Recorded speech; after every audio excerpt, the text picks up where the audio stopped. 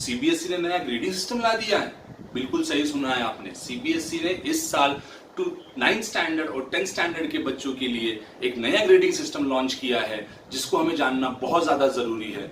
जो बच्चे इस साल यानी कि 2021 में जो बच्चे 10th स्टैंडर्ड का एग्जाम देने वाले हैं और 9th स्टैंडर्ड का एग्जाम देने वाले हैं, उन बच्चों के लिए सीबीएसई ने अपने ग्रेडिंग स्केल के अंदर में मतलब जो चेकिंग पैटर्न है और जो रिजल्ट बनने का जो सिस्टम है, उस सिस्टम के अंदर में काफी बड़ा चेंज लाया है।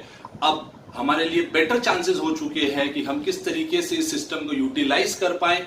तो अभी हमें ये डिसाइड करना है कि क्या ये सिस्टम हमारे लिए सही लाया है सीबीएसई ने या गलत है। तो अगर आपको लगता है कि ये सही या गलत है तो आप प्लीज मुझे कमेंट सेक्शन के अंदर में मेंशन करके जरूर बताइएगा कि आपको ये सिस्टम कैसा लगा। तो चलिए शुरू करते हैं ये वीडियो को। सो नाउ यहाँ पे जैसा आप लोग देख सकते हैं कि लेटेस्ट सीबीएसई अपडेट मैंने यहाँ लिखा हुआ है, new grading system for 9th and 10th। अभी जिस तरीके से हमें पता है कि जो भी 9th और 10th स्टैंडर्ड के बच्चे एग्जाम देते हैं, उन बच्चों का टोटल एग्जाम जो होता है, टोटल मार्किंग जो सिस्टम होता है, वो टोटल होता है आउट ऑफ 100 मार्क्स के अंदर में।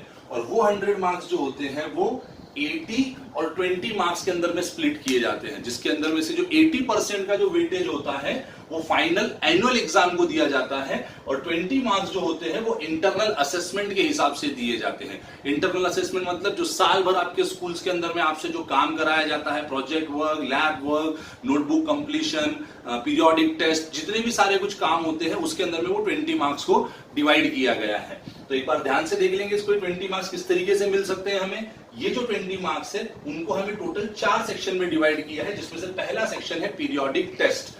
पीरियोडिक टेस्ट को टोटल मार्क्स दिए गए हैं 5 मार्क्स। अब ये 5 मार्क्स कैसे होंगे? जितने साल भर में आपके पीरियोडिक एग्जाम्स होंगे स्कूल के अंदर में, यूजुअली हर स्कूल फॉलो करता है कि 3 एग्जाम्स पीरियोडिक टेस्ट जो होती है वो स्कूल में कंडक्ट होती है, पीरियोडिक 1, पीरियोडिक 2 एंड पीरियोडिक 3। तो इन 3 पीरियोडिक एग्जाम में से जो भी बेस्ट 2 आपकी होगी, बेस्ट 2 मतलब जिन 2 एग्जाम्स में आपने सबसे अच्छे मार्क्स स्कोर करे हुए हैं, उन्हीं 2 एग्जाम को कंसीडर किया जाएगा और उनके जो मार्क्स होंगे उसको आउट ऑफ 5 मार्क्स में कन्वर्ट किया जाएगा। मतलब उन 2 एग्जाम्स के मार्क्स के हिसाब से आपको 5 मार्क्स के अंदर में से एग्जाम में ग्रेडिंग दी जाएगी। दूसरे 5 मार्क्स जो आते हैं वो होते हैं हमारे मल्टीपल असेसमेंट के। मतलब जो स्कूल में teachers time to time periodic class के अंदर में भी मल्टीपल असेसमेंट करते हैं, जैसे कि हमें कुछ प्रोजेक्ट वर्क दिया जाता है, चार्ट पेपर बनाने के लिए दिया जाता है, लैब जैसे लैब वर्क होता है हमारा 9th 10th के अंदर में, तो लैब मैनुअल्स के लिए होता है। उसके अलावा ओरल एग्जाम्स लेते हैं टीचर, जो नोटबुक्स रहती है नोटबुक कंप्लीशन के ऊपर में होते हैं। तो इन सारे क्राइटेरिया को ध्यान में रखते हुए 5 मार्क्स जो है वो हमें मल्टीपल असेसमेंट के लिए दिए गए हैं। तो ये हो गए 5, ये हो गए 5। नेक्स्ट 5 मार्क्स जो होती है वो हमें दिए जाने वाले हैं इस साल पोर्टफोलियो के लिए। मतलब हमें अपना एक पोर्टफोलियो बनाना है, हमें अपनी एक फाइल मेंटेन करनी है। और वो फाइल किसकी होगी? पूरे साल भर में आपने करिकुलर एंड को करिकुलर एक्टिविटीज के अंदर में क्या क्या अचीवमेंट्स किए हैं, चाहे वो अचीवमेंट स्पोर्ट्स के हो, चाहे वो अचीवमेंट एकेडमिक्स के हो, किसी भी तरीके का छोटे से छोटा अचीवमेंट्स और बड़े से बड़ा अचीवमेंट उस फाइल के अंदर में आपको रिकॉर्ड उसका मेंटेन करना है। उस फाइल के बेसिस के ऊपर में जो स्कूल्स होंगी वो हमारे 5 मार्क्स देगी हमें उसके लिए। और जो लास्ट 5 मार्क्स आ गए हैं वो है हमारे सब्जेक्ट एनरिचमेंट असेसमेंट के। अब सब्जेक्ट एनरिचमेंट असेसमेंट मतलब जैसे कि फॉर एग्जांपल अगर मैं मैथमेटिक्स पढ़ाता हूं तो मेरा बच्चे का लर्निंग आउटकम किस तरीके से है, वो किस तरीके से उस मैथ्स को समझ पा रहा है, किस तरीके से उसके जवाब दे पा रहा है, क्लास में कितना अटेंटिव है, कोई कंसेप्ट को कितने जल्दी ग्रैप्स कर पा रहा है। तो ये सारी चीजें जो भी है मतलब जो आपके लर्निंग आउटकम से रिलेटेड, मतलब टोटली सब्जेक्ट से रिलेटेड, हर सब्जेक्ट टीचर अपने हिसाब से मार्किंग देगा। तो इसके टोटल 5 मार्क्स मिलेंगे। तो यहाँ पे पीरियोडिक टेस्ट के 5 मार्क्स, मल्टीपल असेसमेंट के 5 मार्क्स, 5 मार्क्स पोर्टफोलियो के और 5 मार्क्स सब्जेक्ट एनरिचमेंट असेसमेंट के हैं। अब आप लोग सोच रहे हो कि सर ये तो लास्ट ईयर भी था, तो क्या बड़ा चेंज लाया सीबीएसई ने? सीबीएसई ने चेंज यहां नहीं लाके सीबीएसई ने चेंज एनुअल एग्जामिनेशन के पैटर्न में लाया है। और वो पैटर्न में चेंज जो लाया है इस साल जो है सीबीएसई वो 9 पॉइंट ग्रेडिंग सिस्टम फॉलो करने वाला है। अब ये 9 पॉइंट ग्रेडिंग सिस्टम क्या है?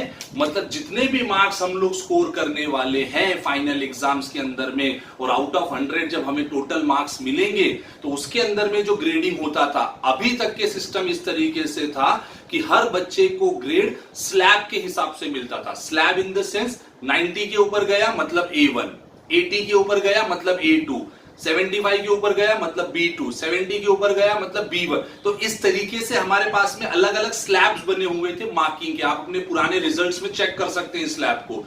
अब वो स्लैब सिस्टम सीबीएसई ने बिल्कुल हटा दिया है। अब जब वो स्लैब सिस्टम सीबीएसई ने हटा दिया है तो अब सीबीएसई किस हिसाब से ग्रेडिंग करने वाली है ये थोड़ा जान लेते हैं हम लोग। तो सीबीएसई ने जो 9 पॉइंट ग्रेडिंग स्केल रखी है उसमें क्या मेंशन किया गया है, उसमें बोला है कि we will allot the A1 grade to the top 1/8 student.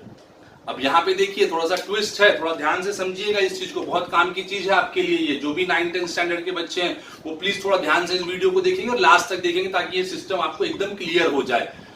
तो टॉप 1/8 तो बच्चों को A1 ग्रेड मिलने वाला है। In the sense for example लेके समझाता हूं, जैसे कि फॉर एग्जांपल अगर टोटल 800 स्टूडेंट्स अगर एग्जाम दे रहे हैं ऑल ओवर इंडिया में से, तो वैसे तो 15-16 लाख बच्चे एग्जाम देते हैं सीबीएसई के, बट एग्जांपल लेने के लिए समझा रहा हूं कि अगर 800 बच्चे एग्जाम दे रहे हैं तो इन 800 बच्चों में से जो टॉप 1/8 बच्चे होंगे, टॉप 1/8, उनके मार्क्स कुछ भी हो सकते हैं, उससे कोई फर्क नहीं है। मतलब टॉप 1/8 तो बच्चे, अब टॉप 1/8 तो बच्चे मतलब क्या, 800 का 1/8 मतलब कितना हो गया, 100 स्टूडेंट। मतलब जो टॉप 100 बच्चे होंगे, अब चाहे उनके परसेंटेज 85 हो, 90 हो, 95 हो या 99 हो, उससे कोई फर्क नहीं पड़ने वाला। अगर कोई बच्चा टॉपर है और फॉर एग्जांपल उसका 95% आया है और मेरा सपोज 85% ही आया है, लेकिन मैं टॉप 100 बच्चों में अगर आता हूं तो मुझे भी A1 ग्रेड मिलेगा और 95 वाले बच्चे को भी A1 ग्रेड ही मिलने वाला है। इससे हमारा A1 ग्रेड लाने के चांसेस बढ़ गए हैं। मतलब जितने भी टॉप 1/8 स्टूडेंट है, मतलब जैसे अगर 800 बच्चों में से टॉप 1/8 मतलब 100 बच्चों को A1 देना है, फिर उसके बाद वाले जो 100 बच्चे होंगे A2 जो है वो नेक्स्ट 1/8 स्टूडेंट को मिलेगा। मतलब नेक्स्ट जो 100 स्टूडेंट होंगे उनको A2 मिलेगा और सेम इसी तरीके से नेक्स्ट 100 जो होंगे वो B1, B2, C1, C2, D1, D2, इस तरीके से मतलब हर स्लैब को टोटल जो बच्चे हैं उनको 1/8 के क्राइटेरिया के हिसाब से टोटल 8 ग्रुप में डिवाइड कर दिया जाएगा और जो 8 ग्रुप के बच्चे होंगे उन्हें A1, A2, B1, B2, C1, C2 and D1, D2 इसके हिसाब से ग्रेडिंग की जाएगी। अब जो बच्चे इस क्राइटेरिया में फिट नहीं बैठते, मतलब जो बच्चे बिलो एवरेज मार्क ला रहे हैं, मतलब अल्टीमेटली जिनको हम अभी तक के कंसिडर करते थे फेल, तो सीबीएसई ने इस साल अपने असेसमेंट स्कीम में से फेल वर्ड को निकाल दिया है। मतलब सीबीएसई ने कहा है कि किसी भी बच्चे के रिजल्ट के ऊपर में फेल लिखकर नहीं आएगा। अब फेल लिखकर नहीं आएगा तो क्या आएगा, तो वो वर्ड अभी तक के सीबीएसई ने डिसाइड नहीं किया है। उन्होंने बोला है कि उसके जगह क्या लिखना है, क्या मेंशन करना है, वो हमें आपको आगे आने वाले समय में बताएंगे।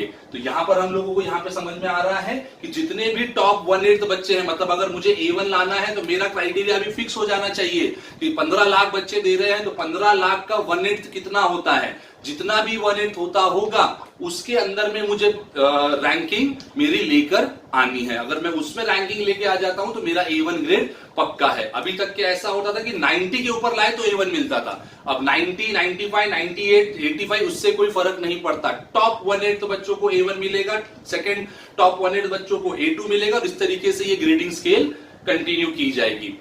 अब यहां पर क्या है, सीबीएसई ने कुछ बोला है कि minor variation would be done for the adjustment. अब इस चीज को समझ लेते हैं थोड़ा सा कि ये क्या होने वाला है यहाँ पे। जैसे कि फॉर एग्जांपल जैसे मैंने कहा कि 100 बच्चों को A1 देने वाले हैं, सपोज 88 बच्चे तो ये क्राइटेरिया में फिट हो गए। अब यहाँ पे बच्चे हैं 12 बच्चे।